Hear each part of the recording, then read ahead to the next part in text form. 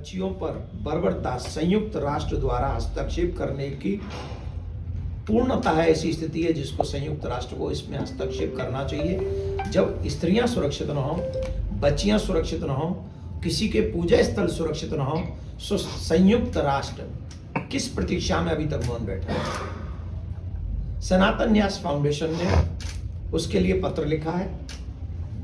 हमने ये विषय उनके लिए संज्ञान में डालने का प्रयास किया और हमने ये भी कहा है कि आप किसी भी तरीके से हिंदू समाज को, हिंदू बहन बेटियों को और जो लोग वहां पीसफुली अगर जनता की आवाज को उठाने के लिए वहां आवाज भी उठाते हैं तो उन्हें अरेस्ट कर लिया जाता है।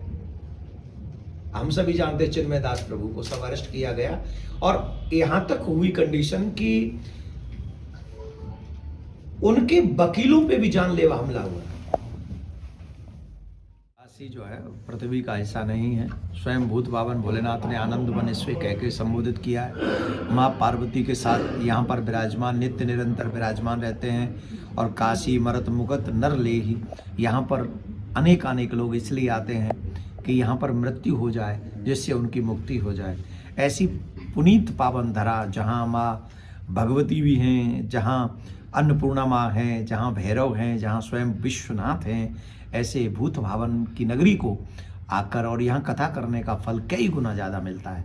तो हमने अपनी वाणी को पवित्र किया, सिद्ध किया और फिर वो भी सीताराम विवाह महोत्सव में, तो हम निश्चित तौर पे हमारे जीवन का कल्याण और उद्धार हुआ है, ऐसा हम मानते हैं। समय समय पर सनातन धर्म को भी टारगेट किया जाता है, कभी वक्फ बोर्ड के द्वारा, कभी दूसरे समुदाय के द्वारा। ऐसे में क्या जो ये हम सभी सनातनियों को सोचने वाला विषय है। धीरे धीरे करके एक पाकिस्तान लेने के बाद में दूसरा पाकिस्तान, छोटे छोटे पाकिस्तान हमारे देश में बन रहे हैं और हमारी पूजा स्थलियों को, हमारे घरों को, हमारे मंदिरों को, गांव के गांवों को, एयरपोर्ट को, पार्लियामेंट को, ऐसी कई जगहों को जहां कोई लेना देना नहीं। अभी तो आपके बनारस को ही 115 साल पुराने कॉलेज को कह दिया गया ये हमारा है।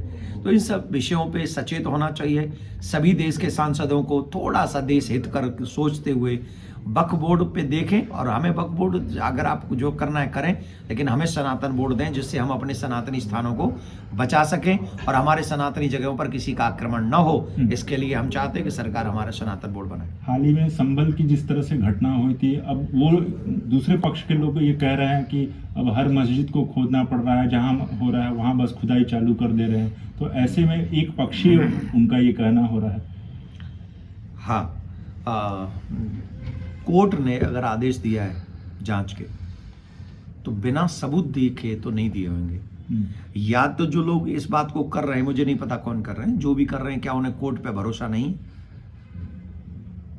है? और अगर नहीं है तो फिर वो संविधान पद पे क्यों है? क्योंकि संविधान की तो शपथ लेके आप आए हो और संविधान में ये शब्द है कि हम कोर्ट की हर बात को स्वीकार करेंगे, अंगीकार करेंगे। तो दो बात तो एक साथ कैसे हो जाएंगी?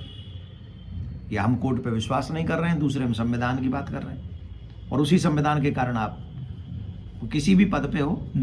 तो हमको लगता है कि कोर्ट पर कभी भी प्रश्न चिन्ह नहीं लगाना चाहिए किसी को।